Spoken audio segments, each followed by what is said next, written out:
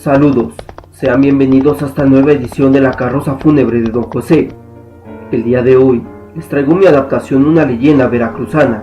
Sin más por el momento, suban, pues daremos un paseo a finales del siglo pasado.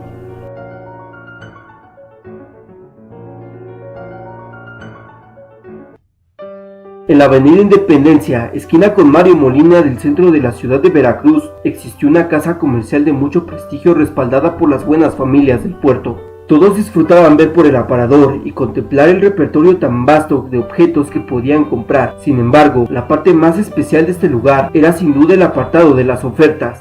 Este lugar replicaba de forma exacta la caja de un supermercado a la perfección, solo que a una escala menor. Este hecho de por sí hacía curioso el lugar a la vista, pero quien en realidad se llevaba las palmas era un simpático muñeco vestido de tendero, el cual tomaba de una caja registradora hecha de cartón un papel que anunciaba las ofertas del día, al tiempo que sonreía de forma afable y movía sus tupidas cejas de arriba a abajo de forma graciosa. Por el buen trabajo de sus acabados y la naturalidad con la que su mecanismo le permitía moverse, el muñeco parecía tener vida propia, e incluso hubo algunos que se aventuraron a comentar que lo habían escuchado hablar por detrás del vidrio cuando la calle no estaba concurrida, pero que por lo grueso de este era inentendible lo que trataba de decir. El comienzo de esta leyenda inicia con dos jóvenes niños de 7 u 8 años que a diario pasaban por ese lugar rumbo a la escuela. Pedro y Ramón se hicieron amigos desde que se conocieron en la escuela, y motivados por las historias que los adultos contaban del muñeco, iban todos los días al aparador para ver si haciéndole señas este reaccionaba de forma diferente a la que normalmente lo hacía. Al principio, solo se quedaban enfrente del aparador viéndolo, tratando de escuchar si en efecto a través del vidrio lograban oírlo pronunciar palabras. Sin embargo, por más días que pasaron frente al aparador, no lo vieron hacer nada fuera de lo común. Inocentes, creían que por ser niños al muñeco no le interesaba interactuar con ellos, pues las historias que habían escuchado siempre eran contadas por adultos, por lo que una tarde se plantaron enfrente del aparador y comenzaron a insultarlo. Le gritaron tonto, presumido y petulante. Todos alrededor volteaban a ver a los niños que ahora con sus manos le hacían señas al muñeco, hasta que el encargado del lugar salió a tratar de reprenderlos por su comportamiento. Al verlo, los niños corrieron en dirección opuesta riendo como locos, felices de haber puesto en su lugar aquel monigote engreído. Así fue como Ramón y Pedro, al pasar las semanas, incitaron a los demás niños a burlarse del pequeño tendero. Con cada día que pasaba, más chicos eran ahuyentados del lugar por el encargado del negocio, quien ya comenzaba a cansarse de su comportamiento, pero sobre todo de los rumores que la gente había empezado a inventar sobre el muñeco, creados seguramente para que los niños pararan de insultar al juguete. Alguien había propagado el chisme de que se le había visto al muñeco llorar. Esto le parecía bien, pues creía que indirectamente esto tocaría a largo plazo el corazón de los agresores y eventualmente pararían. Al final de la semana en la que había escuchado ese rumor, como todas las demás, el encargado se dispuso a actualizar los letreros, por lo que cuando los tuvo listos, abrió el aparador donde se encontraba el pequeño tendero sentado en su silla como siempre. Al asomarse dentro, regresó al exterior enseguida, por el fuerte golpe de calor que sintió dentro. Asombrado por el atípico cambio de clima, se decidió entrar de nuevo a investigar qué había sucedido. No tardó mucho en revisar el pequeño lugar sin éxito. Aún sin saber qué provocaba el cambio de temperatura, se dispuso a colocar los nuevos precios, cuando notó algo raro en el rostro del muñeco. En realidad, no era algo que pudiera notarse a simple vista, pues tras una pequeña inspección, podía verse que por sus mejillas habían surcos que caían hasta su barbilla, como si fueran lágrimas. Por otro lado, su sonrisa se veía forzada, como si no pudiera sostenerla más, y sus pobres cejas denotaban algo parecido al miedo por la posición en la que se encontraban. Creyendo que se trataba de su imaginación por tanta habladuría que escuchaba, se limitó solo a cambiar los carteles. Apenas había tomado las manos del muñeco cuando notó algo extraño en los bordes donde éste sostenía la cartulina anterior. Creyendo que se estaba comenzando a despintar por el calor y la fricción que aplicaba al cambiar las cartulinas, acercó las yemas de los dedos del juguete a su cara, solo para observar que tenía marcas como de uñas clavadas en los dedos meñique, anular, medio e índice. Además de ver que alrededor de estas marcas y en el dedo pulgar tenía rastros de un líquido rojo semejante a la sangre. Era como si éste se clavara las uñas hasta sangrar. Perturbado, tomó un trapo y limpió lo mejor que pudo sus manos. Al terminar, cambió los letreros sin investigar más sobre el tema, pues solo él tenía la llave, y es bien sabido que el que busca siempre encuentra.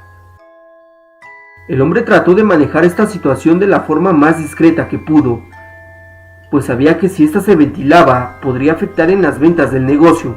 Sin embargo, el estrés que tenía por ese peso comenzó a afectarle en su vida personal. Al principio, este comportamiento era sutil, pues a veces cuando se le hablaba, él parecía estar ausente. En ocasiones cuando entablaba una conversación, era como si no pudiera sostenerla, pues siempre terminaba hablando de otra cosa, y en su hogar, su mujer había comenzado a notar que tenía pesadillas muy fuertes, que impedían que él conciliara el sueño de nuevo, o siquiera quisiera dormir.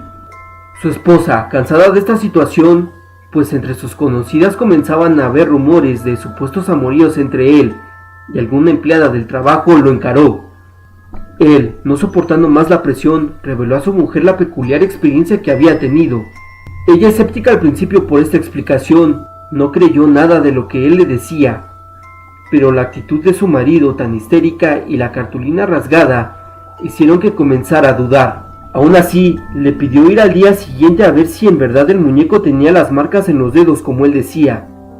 Al día siguiente temprano, la mujer comprobó con horror que en efecto el muñeco tenía las marcas, pero no solo eso, estaban más profundas y como le contara a su marido el día anterior, nuevamente parecía haber manchas de sangre, además de que la cartulina estaba claramente roída de donde el muñeco la sostenía.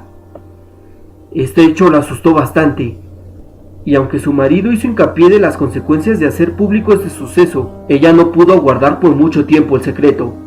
Las semanas pasaron lentamente. El encargado se dio cuenta de que mucha más gente se aglomeraba para ver lo que ellos mismos habían bautizado como el muñeco sangriento. Para colmo, ahora los niños empezaban a golpear sus aparadores, pues motivados por las historias de los adultos, creían que ahora sí podrían ser testigos de cómo el muñeco salía de su rutina. De lo que no se había dado cuenta el tendero era que los únicos niños que hacían esto con más violencia eran Pedro y Ramón. Desde que supieron del rumor, cayeron en la cuenta de que ellos eran los responsables de este suceso, pero en vez de parar, pensaron que era mejor provocarlo más, para ver si por fin se movía. Así que comenzaron a aventar rocas al local, al tiempo que insultaban al muñeco. Aunque el tendero salía apresuradamente, este nunca lograba dar con ellos. Compadeciéndose del encargado de la casa comercial, su vecino, un viejo zapatero, logró capturar a Ramón del brazo cuando intentaba aventar una piedra al aparador. Feliz por capturar a uno de los pillos, llamó a sus padres para contarles las fechorías que habían realizado a lo largo de los últimos meses. Ambos recibieron un fuerte regaño y unas nalgadas por ese comportamiento tan vándalo. Muchas veces la ira aparece como respuesta a la frustración de hechos de los que nos sentimos víctimas, y a veces la baja autoestima nos hace seguir a la gente equivocada solo para no sentirnos excluidos, como a continuación sucedió con Ramón y Pedro respectivamente. Siendo hijo único, ambos padres consentían de forma malsana a Ramón, quien a su vez no conocía la diferencia entre una inocente travesura y la agresión a los demás, pues sus padres no cumplían sus castigos y hasta a veces contaban divertidos las travesuras de su hijo, como si de una historia graciosa se tratara. No obstante, esta vez los regaños y el castigo no había sido como otras veces, siendo más fuertes esta vez, y toda la culpa, según lo veía él, era del maldito muñeco de la tienda de Galatea, por lo que con más odio que nunca deseó hacerle daño.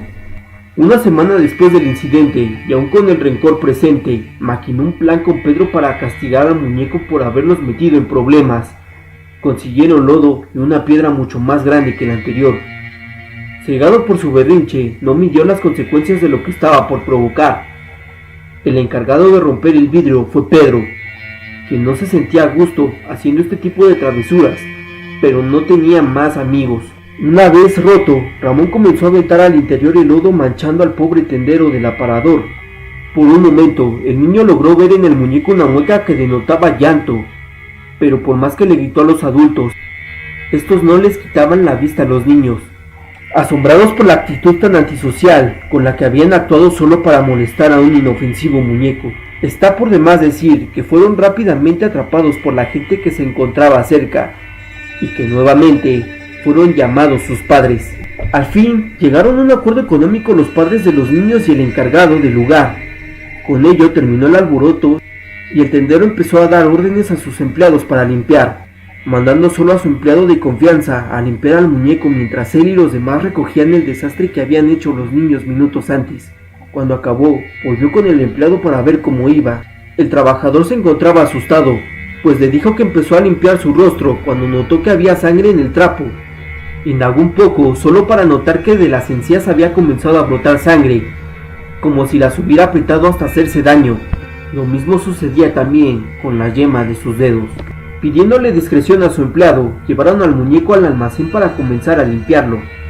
Este venía con una muda de ropa. Una vez limpio lo cambiaron y dejaron en ese lugar, pues sacarlo de nuevo con una ventana rota podría terminar de nuevo en tragedia.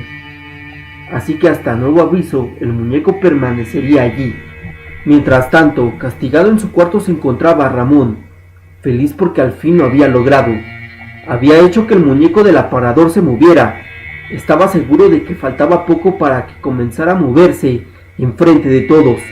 Así, los demás se darían cuenta que lo que hizo sí tenía razón de ser, y todos le pedirían perdón y disculpas por ser tan malos con él. Como no tenía otra cosa que hacer, se sentó en la mesa a repasar sus libros como sus padres le habían dicho, y así como estaba, quedó profundamente dormido. Despertó a eso de las 11 de la noche sentado en la mesa del estudio. La brisa que entraba por la ventana lo había hecho despertar. Dispuesto ya a descansar en su cama, se preparó para dormir cuando sintió un fuerte golpe en la nuca. Al día siguiente, su madre lo despertó de un grito. Ella lo había encontrado en el piso de su habitación con marcas de mordeduras y moretones por todo el cuerpo. Al preguntarle qué le había sucedido, él no recordaba nada. Ese día, por temor a lo que dijeran los otros padres, Ramón se quedó en casa recibiendo curaciones de su madre. Sin saberlo, Pedro también había sufrido un ataque similar, solo que él se había ido a la escuela, y al parecer, sabía quién le había hecho esas marcas. Contó que se dirigía a su casa después de haber hecho un encargo a su madre, como a eso de las 8:30, cuando divisó una sombra en la esquina de la cuadra de su casa. A medida que se acercaba, podía distinguir la silueta de una persona que se ocultaba en las sombras. No obstante, esto no le asustó. No era la primera vez que veía a alguien de la vecindad en ese lugar. A medida que avanzaba, veía algo particular en la silueta.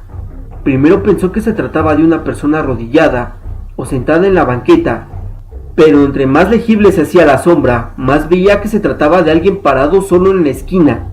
Al pasar de una acera a otra, el extraño tiró algo que rebotó y se dirigió hasta los pies de Pedro. Se trataba de un chocolate en forma de balón. El extraño le pidió que se lo regresara. Ingenuo como era, Pedro tomó el dulce y se lo llevó a la pequeña persona, percatándose demasiado tarde que era el muñeco de la Galatea. Este saltó sobre él y comenzó a darle de puntapiés, golpes y mordidas. El niño gritó de la impresión, más que del dolor, pues sabía que lo estaba agrediendo no podía ser una presencia benigna. Alertados los vecinos, salieron en ayuda del niño, el cual se encontraba en el piso siendo golpeado por lo que parecía ser un enano.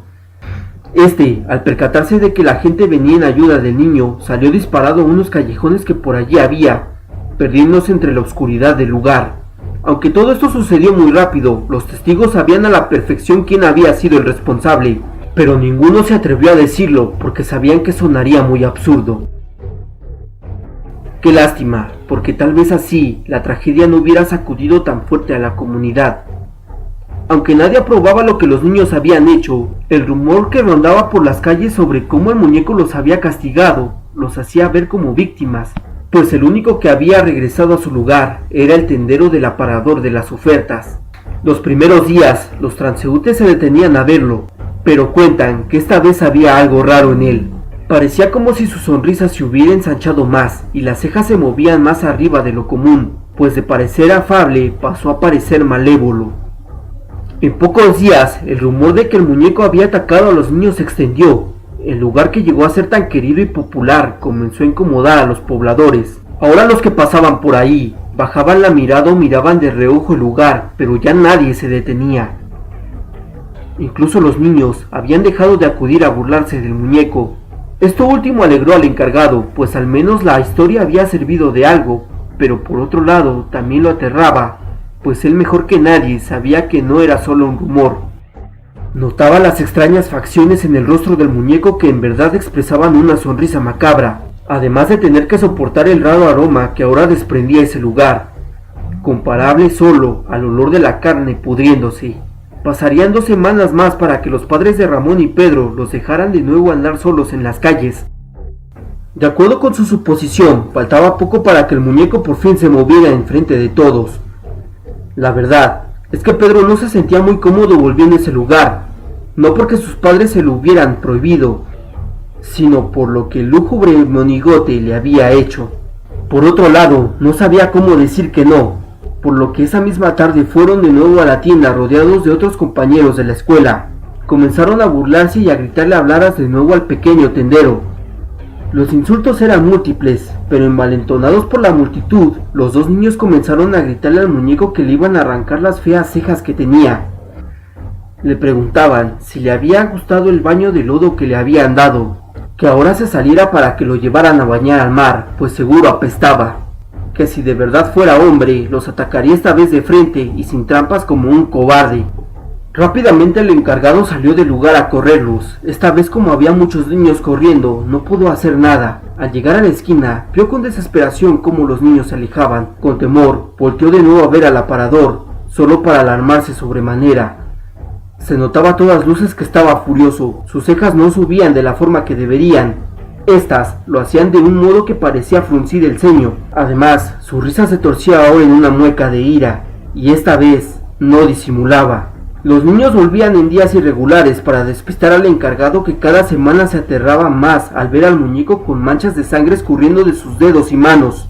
A estas alturas ya todos sabían que sangraba, pues el escurrir era ya muy exagerado, que incluso manchaba su ropa.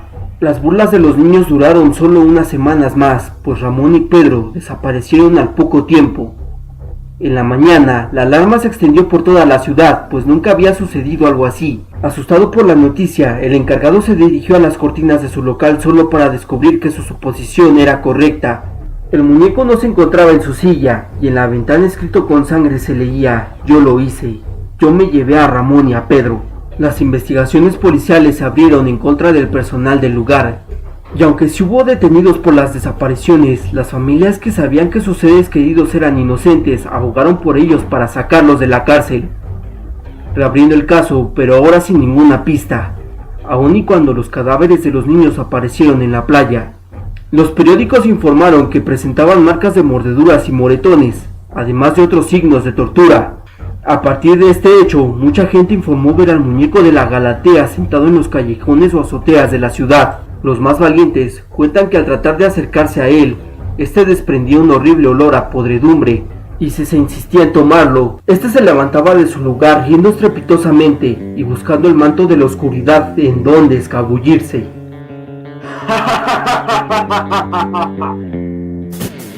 Bueno, espero les haya gustado mi adaptación.